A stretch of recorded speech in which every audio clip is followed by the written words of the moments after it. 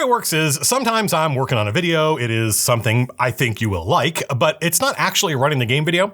And then it turns out to be more involved than I thought. And there's research or whatever. And I realize it's been a little while since the last running the game video. Folks are starting to get frisky. And when they do, they don't want a new weird video. They want the next running the game video. And that's fair. This is one of those times. It's been a while since the retconning video. I'm working on the first Appendix N video, except mine is Appendix M for math. And it's taking a while, and I thought, I better switch gears and get another running the game video done. And this is that. Every time I have started the campaign with a danger room scenario, the players have been hugely thankful for it. But I realize I've never talked about this. This is gonna be a short video because as soon as you realize what I'm talking about, you'll be like, got it, brilliant, don't need to watch the rest. And this seems like a reasonable reaction. Remember, in the last video, I said that we should give the players a break. They only play their characters for like 4 to 6 hours a week, if they're lucky. But their characters are playing themselves 24 hours a day in the secondary world. Well, this is sort of a corollary to that. The game is about fighting monsters. Lots of RPGs aren't, but D&D is and probably always will be. That's the brand.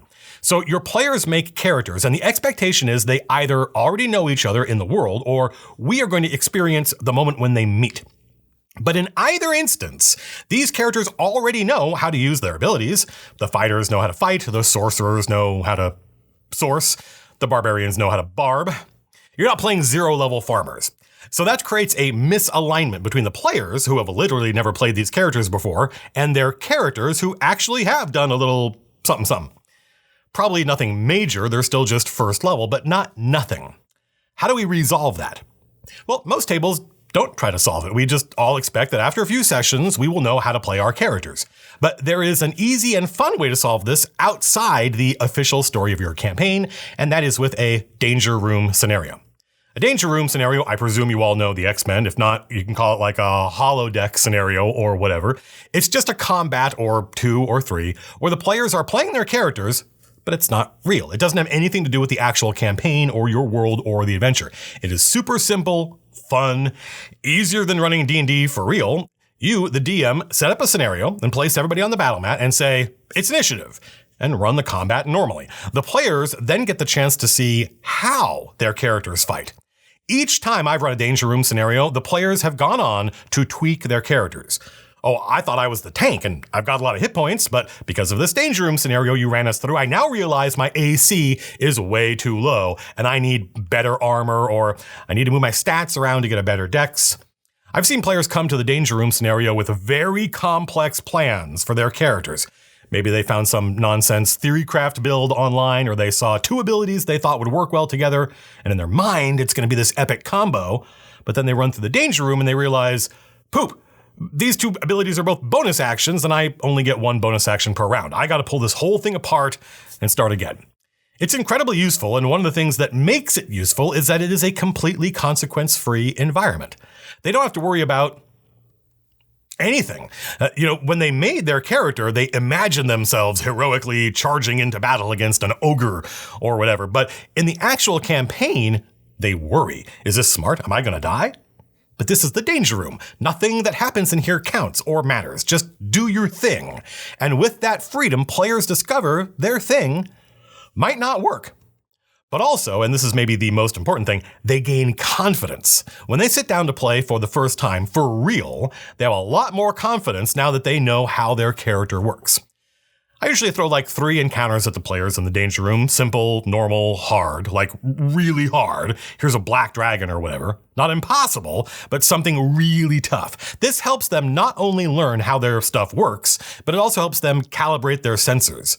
Every time one of my cats wakes up and does that oddy thing, I always say calibrating sensors. Anyway, with a couple of encounters at different difficulties, the players learn what a hard encounter is like. You can use the danger room to push characters right to the edge. And then they know in the real game when a fight is too hard because they have something to compare it to.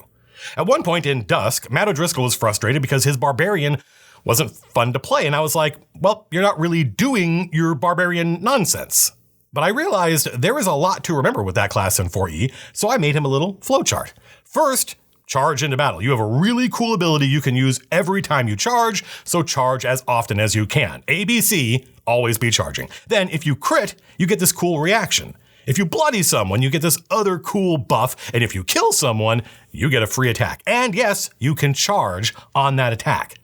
That is how you're a barbarian in 4th edition. You don't just make one big attack and do a ton of damage. You're always doing damage in lots of ways. Basically, anything good that happens, you get a reaction, and that means more damage.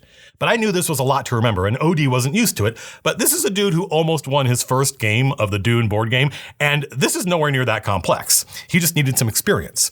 So even though it was in the middle of the campaign, I ran him through a danger room, and he killed it. We didn't even have to finish this scenario. Once he saw how all his stuff worked together, he got it.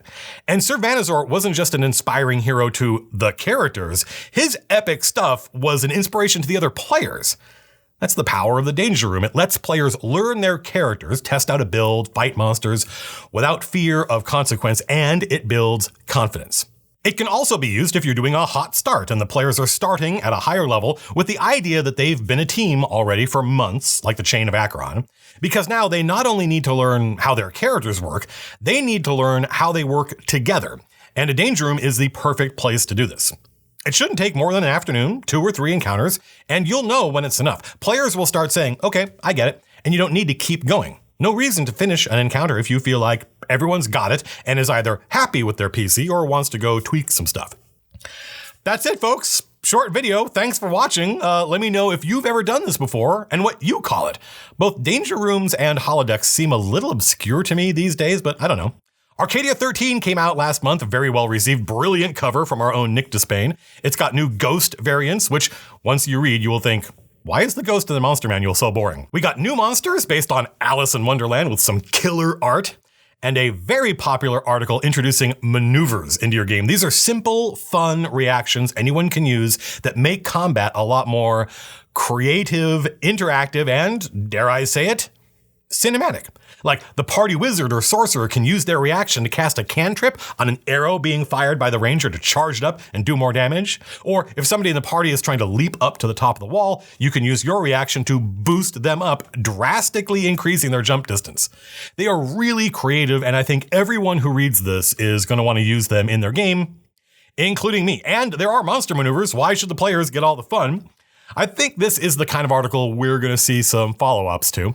Folks want more maneuvers. Also, hey, if you like Arcadia and you wish there was more stuff like this, head over to Kickstarter, where a bunch of peeps, including the Mad Cartographer, whose maps I use all the time, have launched their own 5e magazine that looks pretty cool to me. This isn't an ad. I just thought, hey, that looks cool, and I bet some of you will think so too. I don't know, maybe it's stupid to plug something which is technically competing with us, but as long as I'm in charge, MCDM won't ever be the kind of company where we can't talk about cool stuff just because it competes with us. So check it out. We are getting close to launching our 3rd Kickstarter for the MCDM Monster Book. There's a link in the doobly-doo if you want to get an email alert when it goes live. That's it. Next video? Maybe story time.